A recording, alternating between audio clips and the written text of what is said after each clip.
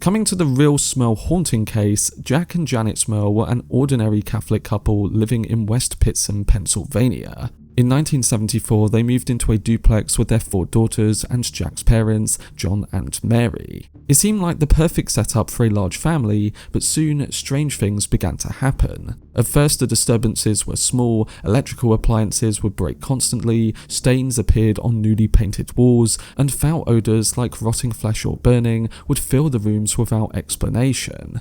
As the years went on, the activity grew worse. Family members reported hearing footsteps, banging noises, and loud scratching sounds, and their dogs would bark and snarl at empty corners of the house. By the early 1980s, the activity escalated into physical attacks. The Smurls claimed that Jack was scratched and shoved by unseen forces, and Janet reported being levitated from her bed, and the most disturbing claims were of sexual assaults. Jack said he was sexually assaulted by a succubus-like entity, and Janet reported being molested by invisible hands. The family report that they felt constantly drained and lived in fear.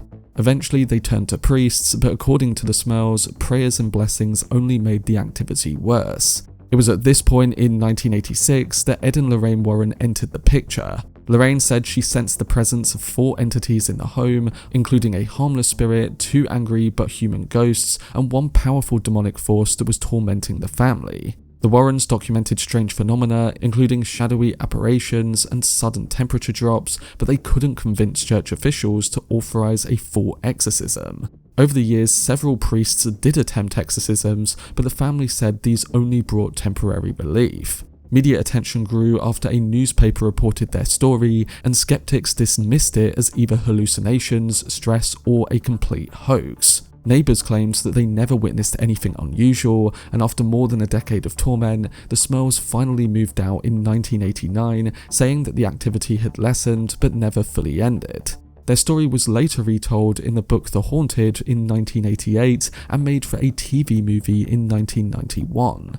Now, the film takes heavy inspiration from the Smurl haunting, but reshapes it for cinematic storytelling. In real life, the Smurls never tied their haunting to an object. In the film, the evil comes from a cursed mirror, linking it to Lorraine's past and Judy's birth. This personalizes the story for the Warrens and gives the haunting a tangible source of battle. The movie also depicts unsettling but more PG-13 style hauntings, whether it's moving toys, shadows in mirrors, or objects lashing out, whereas the real case involved graphic claims of sexual assault and physical violence. These darker details were left out to keep the story more accessible and aligned with the franchise's overarching tone. The biggest difference between them, though, is closure. In Last Rites, the Warrens confront the demon in a climactic exorcism, deliver the last rites, and destroy the mirror, giving both the Smurls and their own family peace. In reality, the case dragged on for years with no clear victory. The Smurls said they only found relief by moving away, and even then, they claimed the entity followed them for a time. In the real case, the Warrens' role was also more ambiguous. They did investigate and support the Smurls, but critics said they sometimes sensationalized events, and the church was hesitant to endorse their conclusions. And not to mention that the entire subplot about Judy's birth being tied to the mirror, her romance with Tony, and their wedding as a hopeful ending was fictional. It was written to give the movie an emotional farewell to the Warren saga, not because it happened in the actual Smurl case.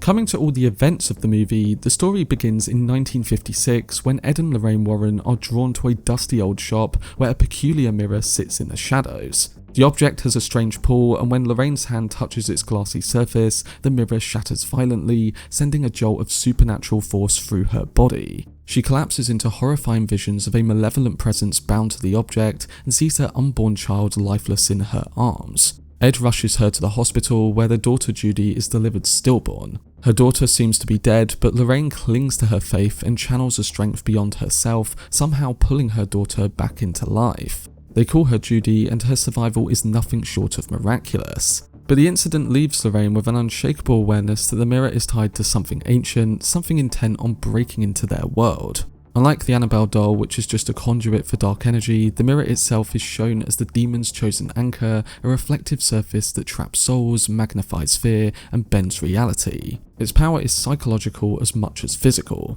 It preys on the weakness of whoever gazes into it, projecting illusions, amplifying guilt, and luring its victims into possession by distorting what they see of themselves. And what makes this entirely frightening is its adaptability. It doesn't show itself in a fixed monstrous form, but rather manipulates reflections to create horrors unique to each person. For instance, later in the film, Annabelle appears larger than life for Judy, and shadows become physical attackers for Jack Smurl. The demon thrives on isolation, cutting people off from help by locking doors, trapping them in basements, or even making its cursed mirror reappear in the house after removal. Its origin isn't fully explained, true to the series style, but the mystery of it adds to all the terror. The film suggests it has fed on generations of victims, accounting for murders tied to the Smurl property. But we'll come to more on that in a bit.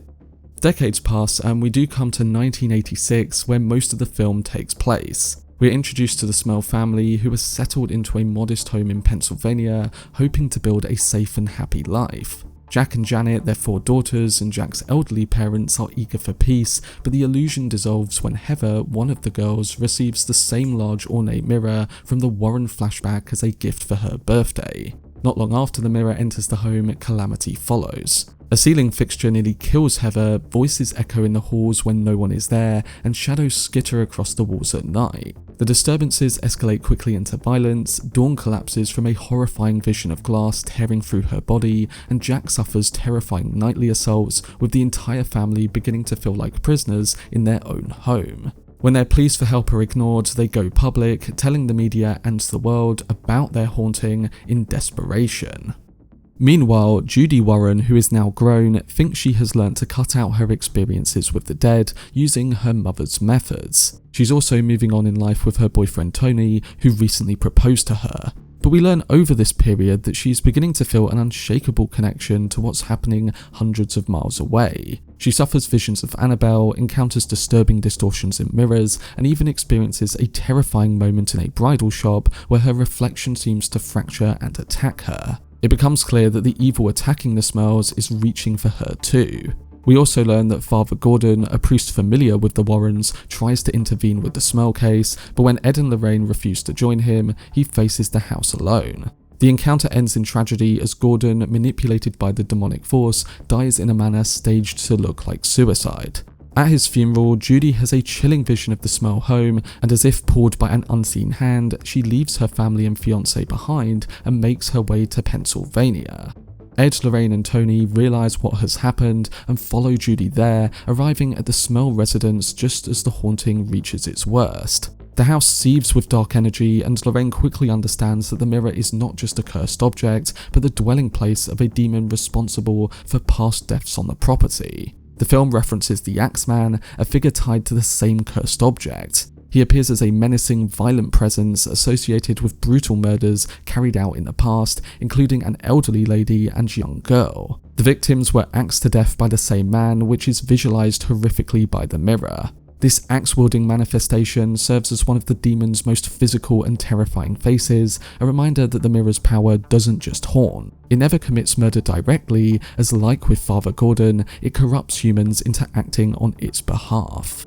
In nearly every Warren case on screen, there's some human figure who becomes a weapon for the demon. Think of the conjured nun Valak using Maurice as her vessel, or the witch Bathsheba in the first Conjuring film, who carried out unspeakable acts under a demonic pact. So the Axeman is both a callback and a connective thread. He reflects the same pattern as Bathsheba, the nun, and other figures in the series, not just random monsters, but different faces of the same evil intelligence. By rooting him in the mirror, Last Rites cements the idea that this one artifact has been at the centre of countless acts of violence across decades, tying together the franchise's seemingly separate hauntings. What happens next is that Judy is lured to the attic, where the mirror now manifests Annabelle to attack her. The entity further traps Lorraine in the basement and Tony outside, isolating them from helping her. Even when the family attempts to drag the mirror out of the house, it supernaturally returns to its place, as though bound by its own will. The horror peaks as Judy edges closer to possession, her body and spirit being consumed by the demon's pull. In the final confrontation, Lorraine refuses to let her daughter be taken. Reaching across with her psychic power, she links her minds to Judy's, drawing on their bond as mother and daughter. Together they channel an overwhelming surge of love, faith and defiance that fills the house with light. In that moment, the mirror finally cracks and bursts into shards, and the demon is expelled from it. So the Smurl family, though scarred, is finally free. The Warrens collect the remains of the shattered mirror and lock them away in their infamous occult museum, adding another sinister relic to their long line of battles against darkness. The story then shifts tone, leaving behind the horrors of possession for the warmth of family and closure. At Judy's wedding, Ed proudly takes her arm and walks her down the aisle, joined by familiar faces from the Warrens' past cases, who serve as living reminders of all the lives they've touched. The clearest returning characters are Carolyn Perron, the mother from the original Conjuring, and Janet Hodgson, the girl at the centre of the Conjuring 2 and the Enfield poltergeist case. So the wedding sequence becomes a moment of emotional closure. The Warrens are surrounded not only by family, but by living reminders of the people they helped, tying the whole series together in a triumphant way rather than terrifying.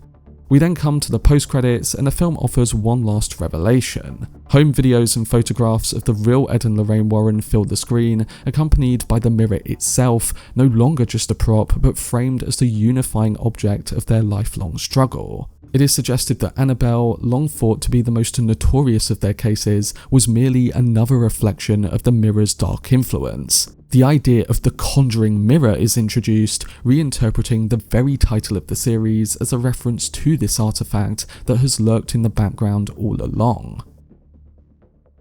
For more videos on upcoming film releases like The Conjuring, then subscribe to the channel and turn on your notifications. Also, if you enjoyed this video, remember to leave a like, rating, and follow me on social media via the links in the description.